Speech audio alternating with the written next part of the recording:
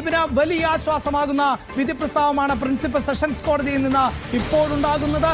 നടൻ ദിലീപിനെ കുറ്റവിമുക്തനാക്കിയിരിക്കുന്നു കോടതി എന്നുള്ളതാണ്.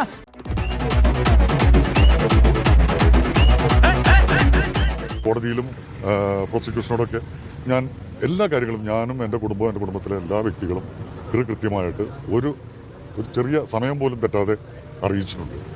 അപ്പോൾ അതൊക്കെയാണ് എൻ്റെ വശത്തുള്ള കോൺട്രിബ്യൂഷൻ. പിന്നെ ഭാവി കാര്യങ്ങളെപ്പറ്റി ഊഹങ്ങളും തെറ്റിദ്ധാരണകളും അല്ലെങ്കിൽ ശരിയായിട്ടുള്ള കാര്യങ്ങളൊക്കെ ആയിരിക്കും നമ്മുടെ ഓരോരുത്തരുടെയും മനസ്സിൽ. അതിലേതാണ് ശരിയെന്ന് നമുക്കറിയില്ല. അറിയാത്തൊരു കാര്യത്തെപ്പറ്റി മറുപടി പറയാൻ ഞാൻ താല്പര്യമില്ല. മതി, ഞാൻ വോട്ട് ചെയ്യാൻ വേണ്ടി വന്നതാണ്. കൂടുതൽ എന്നെക്കൊണ്ട് സംസാരിക്കുന്നത് അപ്പീൽ പോകുന്ന നമ്മുടെ നിയമമന്ത്രി പറഞ്ഞു, അദ്ദേഹമാണ് പറയാൻ ചുമതലപ്പെട്ട ആൾ. അത് ഞാൻ പറഞ്ഞു കഴിഞ്ഞു. അതിനകത്ത് ഇനി ആശങ്കപ്പെടേണ്ട കാര്യം കോടതി വിധി മാനിക്കുക. ഇപ്പോൾ എന്നെ പറ്റിയാണ് വിധി വന്നാലും ശിരസാ വഹിക്കുക എന്നുള്ളതാണ് ഒരു പൗരൻ്റെ ചുമതല, ഇന്ത്യയിലെ ഒരു പൗരൻ്റെ ചുമതല. സലോമിക്കിന്റെ പ്രശ്നം മനസ്സിലാവുന്നില്ല. എന്താ പ്രശ്നം? താങ്കളുടെ ഒരു സഹപ്രവർത്തകനെ ഒരു കേസിൽ നിന്ന് ദിലീപിനെ ഇന്നലെ വെറുതെ വിട്ടു. സോറി അത് കോടതി തീരുമാനിച്ചോളും. ഞാൻ 2017 ഇത് തന്നെയാണ് പറഞ്ഞത്. കോടതി തീരുമാനിക്കട്ടെ. നിങ്ങളുടെ ഉദ്ദേശം നടക്കില്ല. ദിലീപ് പറഞ്ഞ കാര്യങ്ങളുടെ മറുപടി ദിലീപിനോട് ചോദിക്കണം.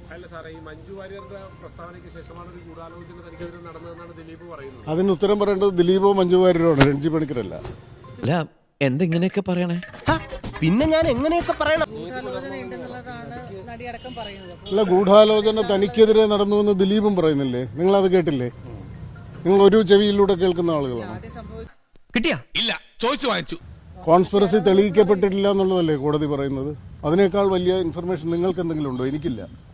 ജുഡീഷ്യറി ആരാ സംശയിക്കുന്നത്? നിങ്ങളാണോ?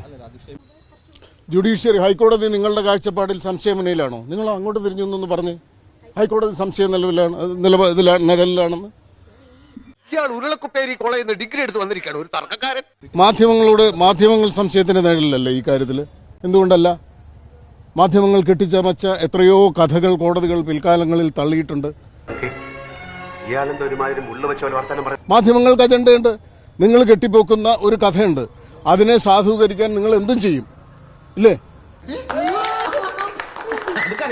മാധ്യമങ്ങൾക്ക് ഈ കാര്യങ്ങളിൽ ഒരു അജണ്ട ഇല്ല എന്ന് നിങ്ങൾ ആരെങ്കിലും വിശ്വസിക്കുന്നുണ്ടോ? നിങ്ങൾ മാധ്യമങ്ങൾ മാത്രം പരിശുദ്ധരായ ആളുകളാണ്, നിങ്ങൾക്ക് ഒരു കേസിലും ഒരു അജണ്ടയും ഇല്ല എന്ന് നിങ്ങൾ പറഞ്ഞാൽ ഏതെങ്കിലും രാജ്യത്തെ ബുദ്ധിയുള്ള ജനങ്ങൾ വിശ്വസിക്കുമോ? നിങ്ങൾക്കിതിലൊരു വലിയ നിരാശയുണ്ടല്ലേ? അല്ല, നിങ്ങൾ ഒരാളെ വിധിക്കുകയും അത് കോടതി വിധിയാകാതെ ഇരിക്കുകയും ചെയ്താൽ നിങ്ങൾക്കതിൽ വലിയ നിരാശയുണ്ടാവും.